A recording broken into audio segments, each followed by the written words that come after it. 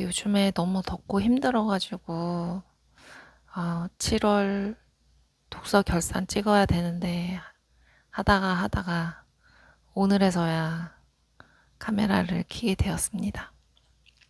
그래서 이번 달에도 책을, 5권 봤네요. 어, 아무래도 이렇게 저는 병렬 독서를 하게 되는데, 문학이랑 비문학을 같이 보는 게 가장 좋은 것 같기는 해요. 그래서 왠지 문학을 계속 보고 있으면은 그것만 계속 읽기는 좀 지루한 느낌? 그래서 약간 비문학 쪽에 이제 환기를 시켰다가 또 비문학만 또 계속 보다 보면 좀 메말라지는 느낌이 들어서 또 문학을 찾게 되고 그러면서 서로를 더 잘 읽게 될 수 있는 집중력이 생기는 것 같습니다. 그래서 처음 소개할 책은 뉴 아틀란티스라고 유명한 그 귀납 철학의 주인공 프란시스 베이컨이 쓴 뭐 이걸 소설이라고 해야 될까요? 단편? 되게 짧아요. 길지 않은데 이 소설을 받고 단편을 받고 어 이거를 보게 된 거는 제 피드에 어, 미국 사람이 하는 그 영상이 떴어요. 책 소개하는. 그런데 이제 이거에 대해서 얘기를 하는데 관심이 가서 보게 되었습니다. 그 사람들이 이게 너무 짧으니까 빨리 보고선 이걸 보시는 이 영상을 보셔라라고 하는 거예요. 그래서 혹시나 해가지고 찾아봤더니 어, 도서관에 마침 전자책이 있었거든요. 도서관에 있던 전자책은 제대로 번역이 들어간 게 아니었고 AI 번역으로 된 책이었어요. 그래서 그런지 너무 못 읽겠더라고요. 그러니까 사실 유튜브 번역 있잖아요. 요즘 나오는 영상들 같은 경우에 이제 바로바로 번역해 주는 거는 되게 훌륭해요. 근데 이거는 옛날 책이고 어, 그 시대 상황이라던가 이런 거 약간 주석이 필요한 부분들이 있는데 이런 거를 전혀 해석이라던가 언급 없이 넘어가니까, 그러니까 문장 자체도 좀 보기에는 좀 그럴듯하게 보이는데, 읽고 나면 머리에서 그냥 다 그냥 낱낱이 그냥 흩어져 버리는? 그래서, 내가 뭘 읽었지? 약간 그러면서 시간이 생각보다 그래서 오래 걸렸어요. 이게 번역이면 제대로 된 번역이라고 했으면 진짜 술술술 넘어갔을 텐데, 이게 그렇지 못하니까 이게 무슨 소리지 하면서 또 생각을 하고 뭐 그렇게 생각할 내용도 아닌 것 같은데 이건 뭐지? 그래가지고 조금 난해했습니다. 그래도 제대로 된 번역서가 나와 있기는 한데 또 굳이 또 사읽기도 뭐하고 그래서 우선 그걸로 때웠고요. 베이컨이 죽은 사후에 이 글이 나왔다고 해요. 발간이 됐다고 하는 거고.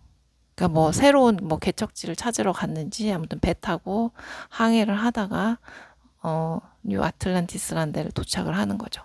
아틀란티스라는 공간이 되게 어떤 의미가 있는 것 같아요. 서구 사람들한테는.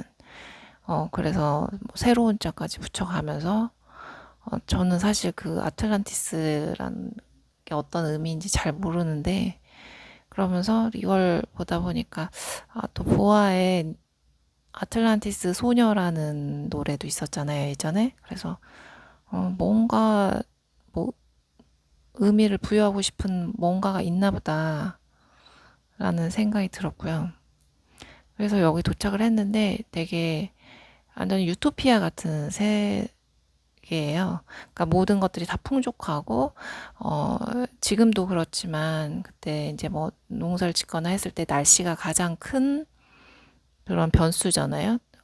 뭐 홍수가 났다 아니면 가뭄이 들었다 그러면 그날 그 해 농작물은 그냥 완전 다 망쳐버리는 거고 그때는 뭐 비료가 발달했던 것도 아니고 하니까 진짜 너무 힘들었을 거예요. 식량이 없어서. 그래서 그런데 그런 날씨를 다 조종할 수 있는 기술이 있고 어, 농작물 같은 경우에도 뭐 유전자 조작 같은 거를 해가지고 더 풍성하게 뭐 수확할 수 있고 뭐 등등이에요. 좀 뭐 여러 가지 이렇게 나열하는 것들이 많이 있는데 아무래도 제가 책을 읽었던 게 한 달이나 지나다 보니까 그리고 또 제대로 이해할 수 있는 번역본이 아니다 보니까 기억이 좀 많이 휘발은 됐어요. 그래서 거기서 보면은 뭐 한 30명 이상 된 일가를 이루면 거기 나라에서 파티를 할 수 있게, 가족 파티를 할 수 있게 뭐 지원을 해주고, 그러면서 자기네들의 결속을 공고히 하고,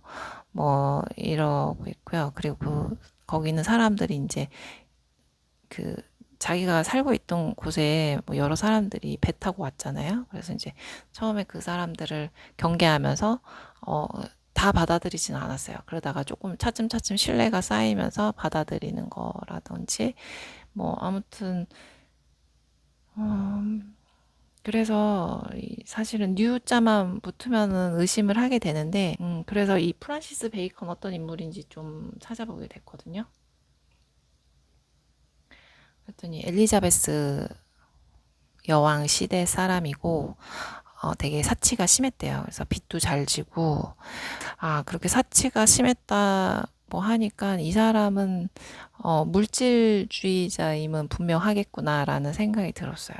지금 현재 그 실현되었던 그런 것들이 이 당시 좀 약간 녹아 있더라고요. 여기서 이 이상향이라고 찾아갔던 뉴 아틀란티스 이 땅에서. 그래서 아, 뭐 계획이라고 해야 될까요? 뭐 이런 것들은 도대체 언제부터였던가. 되게 좀 약간 소름 끼치기도 했고 그랬습니다. 두 번째는 이제 사실은 이 일날 본 거는 누가 인간을 조종하는가 이건데 그냥 순서대로 할게요. 제가 이걸 나중에 적어가지고 그 다음에 에밀 졸라의 이제 음, 10가, 10개의 단편 그리고 추가된 또 한 개의 단편 해서 총 11개가 들어가 있는 결혼 죽음이라는 이 단편 모음집입니다. 그래서 이거는 제가 영상 하나로 그냥 앞서서 소개를 했기 때문에 뭐 길게 설명은 하지 않겠습니다. 그래서 에미졸라 너무 재밌어가지고 그 다음에 이제 여인들의 행복백화점이라는 책을 또 빌려서 봤고요. 그리고 나서 본 거는 이제 누가 인간을 조종하는가라고 해서 이제 미국에서 그 MK 울트라 프로젝트라고 해야 되나요? CIA에서 했던 프로젝트 60년대, 70년대 이루어졌던 그거에 대해서 이제 그 과정에 대해서 설명이라기보다 어떤 식으로 되게 사실 좀 어렵잖아요.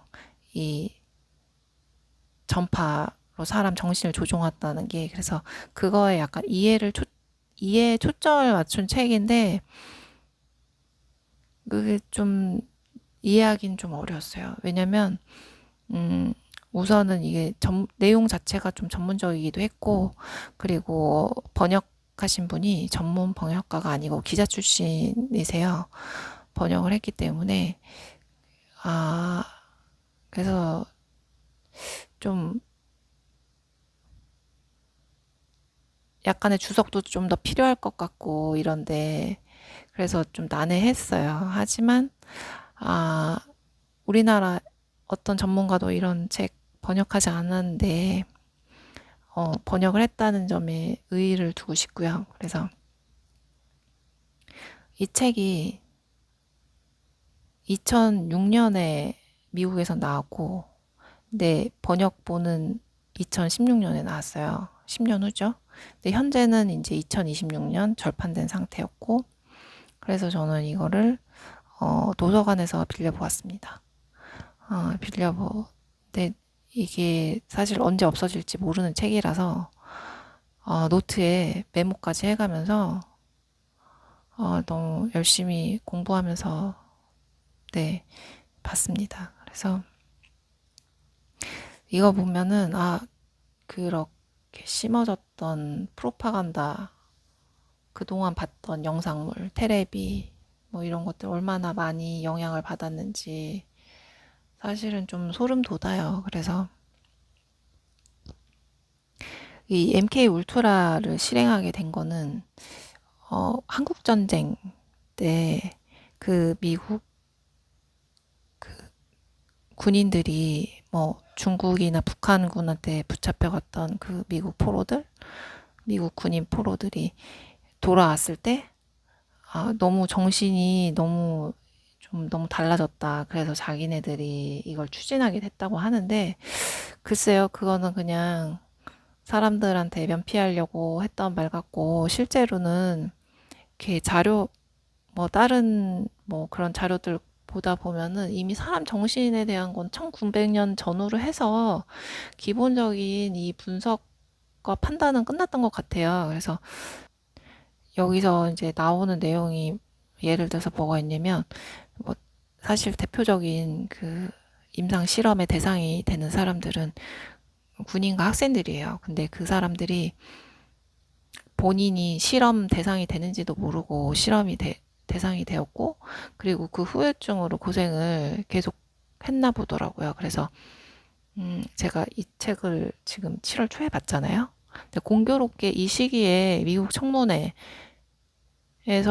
이 MK 울트라 관련한 내용의 청문회가 있었어요. 그래서 이렇게 관련 영상도 뜨고 했었는데, 또 어떻게 되겠어요. 또 흐지부지 무너져 버리게 되는 것 같긴 한데, 그래도 그쪽에서도 끊임없이 소리내는 사람들이 있고 하더라고요. 그래서, 음, 너무, 그러니까 되게 이렇게 봐야 되는 영상물이라던가, 이런 책 같은 거 정말 조심해서 봐야 된다는 확신을 한 번 더 하게 됐습니다. 제가 사실 이 영상을 좀 찍기는 했는데 좀 살짝 편집을 해야 되는데 요즘 컨디션도 별로 안 좋고 그래가지고 못하고 있는데요. 네. 어떻게 될지 모르겠네요. 하게 될지 어떨지. 어쨌든 음. 그래서 네, 아무튼 이거 보고선 좀 마음이 좀 씁쓸하고 좀 무거워지고 뭐 그런 면이 있었습니다. 그래서 아, 여기서 뭐 한 줄로 요약을 해본다면 어, 인간의 느낌과 감정은 조종할 수 있다. 그리고 생각과 감정을 조정할 수 있기 때문에 행동도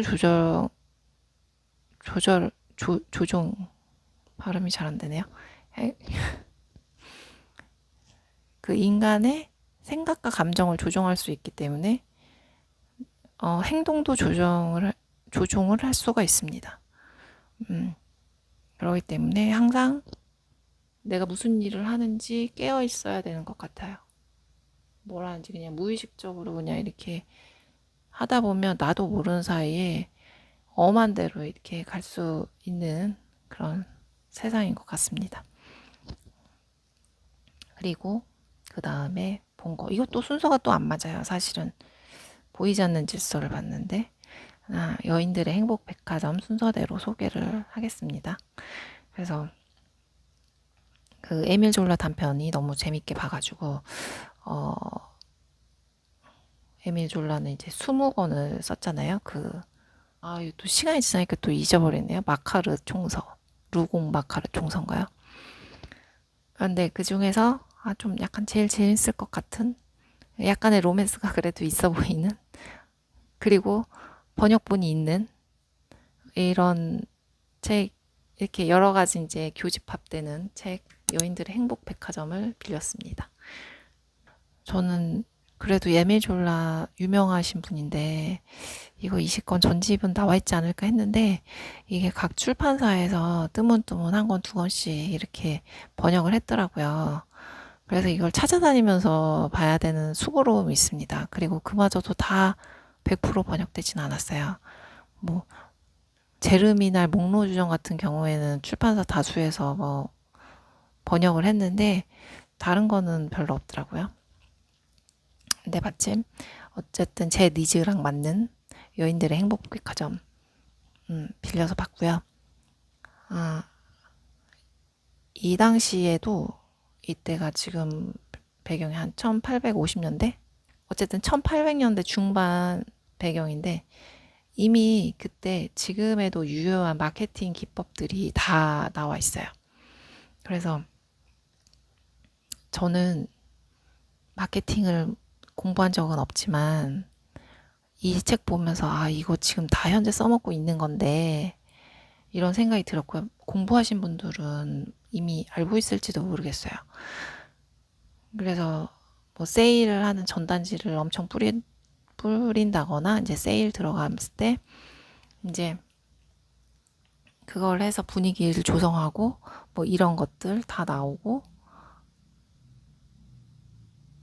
그리고 뭐 풍선을 또 하나씩 애기들 손에 쥐어주면서 이제 애기 있는 부모 소비자들 끌어들이고 정말 많아요. 지금 한두 가지로 설명할 것이 아니에요. 그리고 뭐 그 백화점 안에서 이루어지는 그 직원들끼리의 경쟁 관계, 그 음해, 음모, 뭐 이런 것들.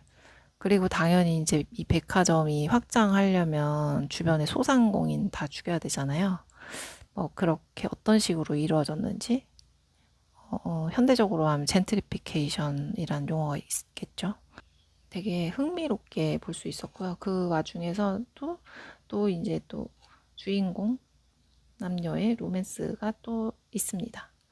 그래서 저는 참 재밌게 봤어요. 여기 보면 또 백화점 그 소비자 주로 여자죠. 그 여자들이 남자보다 거기 드레스랑 그 레이스랑 이런 거에 더 눈 돌아가는 모습 보이거든요. 그래서 그것도 정말 리얼하게 표현을 잘했어요. 정말 에로티시즘이 느껴지는 그런 장면 묘사라던가 되게 인상적이었습니다. 그래서 에밀 졸라가 거의 출근하다시피 백화점에 해서 다 그거를 자료를 모으고 이렇게 했다고 해요. 근데 진짜 정말 디테일이 엄청나고요. 여자보다 여자를 더 잘 아시는 분 같아요. 그래서 너무 재밌게 잘 봤습니다. 그 다음에 본 책. 이거는 보이지 않는 질서라는 책인데요. 요거는 이제 또 제 피드에 이 책 관련한 것들이 또 뜨더라고요. 그래서 보면 재밌겠다 싶어가지고 이 책도 좀 봤어요. 그런데 이제 요즘에 끌어당김의 법칙 이거 많잖아요. 근데 끌어당김의 법칙 이전에 대립의 법칙을 알아야 된다. 여기에서 나오는 게 그 시크릿이 이 공명의 법칙이라고 해요. 근데 이거 이전에 적용되는 게 대립의 법칙이라서 왜 동전의 앞뒷면이 있듯이 빛에도 빛과 그림자가 있고 밝음이 있으면 어두움이 있고 그렇기 때문에 한쪽 면만 보면 반드시 반대편에서 이렇게 공격을 해온다든지 이런 일이 있을 수 있기 때문에 그걸 항상 생각해야 된다. 이런 거에 대해서 설명을 하는데 그 사회 여러 가지 현상이라던가 그리고 과거에 있었던 일이라던가 고전이라던가 그리스 로마 신화 인용된 것들 그렇게 예시 들어가면서 설명을 했는데 설명을 진짜 잘해줘요. 그래서 이것도 진짜 막 쭉쭉쭉쭉 보게 되더라고요. 재밌어가지고. 그래서 그동안 뭐 인식했던 것들은 재확인할 수 있는 기회였고, 몰랐던 것도 또 알게 되는 게 있고, 그리고 다른 데서 설명했었던 거, 이해 안 갔던 것들, 여기에서 이제 확립할 수 있는 계기가 됐었고요. 약간 오컬트적인 면도 있지 않나 싶기도 하고, 사실 이 분야가 오컬트 분야긴 하니까요. 그래서, 뭐 이 단일성에 대해서도 설명을 하는데, 유일신, 뭐 이런 거에서 이제 대립성 나오고, 뭐 아담과 이브 거기서 대립 나오고요. 인용하는 그런 것들이 왜 성경이나 신화라던가 거기서 인용된 현대 소설이라던가 뭐 고전이라던가 이런 것들 있잖아요. 그래서 왜 그런 식으로 내용이 서술돼 있는지 좀 파악할 수 있었던 것 같습니다. 그래서 재미는 있었고, 그리고 지적으로도 좀 약간 좀 많이 알게 되는 거. 근데 좀 약간 모순적인 부분이 있었어요. 이거 보면서도 좀 약간 좀 이상한데. 그래서 저기서도 이제 제약회사 욕은 엄청 해요. 그래서 거기가 진짜 뭐 장사하는 데지 사람 건강을 위한 데가 아니다 이렇게 얘기를 하지만, 그런 다음에 또 몇 장 좀 푸르륵 지나가면 또 백신에 대해서는 또 옹호하면서 또 예시를 들으려고 하면서 얘기를 하고 있고, 그러면서 그럼 또 그게 뭐지 뭔가 싶기도 하고요. 그리고 음, 그 이제 계층화에 대해서 얘기를 해요. 그러니까 약간 지배구조라는 거죠. 그래서 이제 심장에 대해서 이제 예시를 들어가면서 설명을 해요. 심장에 뭐 다른 전기를 생산해내는 심장 세포들 뭐 있지만, 거기에서 그 중에서도 동방결절이라는 부분인데 거기에서 가장 크게 그걸 지휘를 하고 있기 때문에 모든 세포는 거기에 순응해야 된다. 거기에서 이제 한번 이제 전기를 쫙 보냈을 때 걔네들은 다 그걸 수용해야 된다. 그러면서 각국 나라들 위에 유엔이 있는 것처럼 유엔의 말을 들어야 된다. 약간 이런 뉘앙스로 하는 거예요. 근데 유엔의 그 발생 그걸 찾아보면 결코 그럴 수 있는 기관이 아니거든요. 그래서 하지만 사람들한테는 계속 유엔은 그런 기관이다라고 계속 세뇌를 시키잖아요. 근데 그게 아니기 때문에 지금 거의 유엔 좀 약간 희미해지고 있잖아요. 그래서 이거는 이 사람이 얘기한 법칙에서도 또 그 근거가 돼요. 시작에 뭐 법칙 뭐 이렇게 해가지고 우리가 어떠한 일을 시작할 때 거기 일에 대한 성격이라던가 이런 것들이 다 들어가 있다. 어떤 뭐 나라가 만들어졌을 때, 미국이란 나라가 만들어졌을 때 사실 온갖 사람들이 다 왔잖아요. 하층 계급서부터 뭐 저 위에 돈 더 벌겠다고 온 사람들까지 해가지고, 그래서 지금 막 이리저리 용광로로 들끓고 있다 막 이렇게 설명을 하는데, 그것처럼 유엔도 마찬가지로 처음 시작 그걸 찾아봤을 때 그런 성격의 기관이 전혀 아닌데, 그런 식으로 지금 뭐 가면 쓰고 하려고 하다가 그거 잘 안 되고 있으니까요. 그렇기 때문에 이 책도 좀 볼 때, 아, 무비판적인 수용을 하면 안 되겠다. 또 정신 차리고 봐야 되겠다. 이런 생각했고요. 어, 그리고, 그동안 제가 5월부터 수타니파타를 필사를 하고 있었어요. 그래서, 요거를 이제 거의 이제 7월까지 해서 마무리를 지었습니다. 그래서 이 법정 스님의 수타니파타는 저기 절판됐죠. 이 스님이 본인 죽고 나면 이거 자기가 쓴 것들 다 없애버리라 그래가지고 아마 뭐 출판사랑 이런 쪽에서는 재판매하고 싶을 거예요. 하지만 그거 못하고 있는데, 이제 그쪽 그 스님이 계셨던 그 절에서 운영하는 어, 어떤 사이트가 있더라고요. 이 스님의 뭐 그 쓰셨던 뭐 책들이랑 이런 것들을 다 전자책으로 올려놨더라고요. 그래서 그거 좀 필사를 했습니다. 아, 그래서 좀 마음이 힘들거나 그럴 때 도움을 받은 것 같고요. 사실은 이게 써도 그때뿐이지 자꾸 잊어버려요. 그래서 세수하듯이 맨날 맨날 좋은 말, 좋은 글은 계속 보고 듣고 느끼고 해야지 본인께 될 수 있는 것 같아요. 이번 여름도 역시나 덥고 힘든데 여러분들도 건강 잘 챙기시고 이제 8월부터는 가을 기운 올 거니까 또 한번 힘내서 살아보도록 합시다.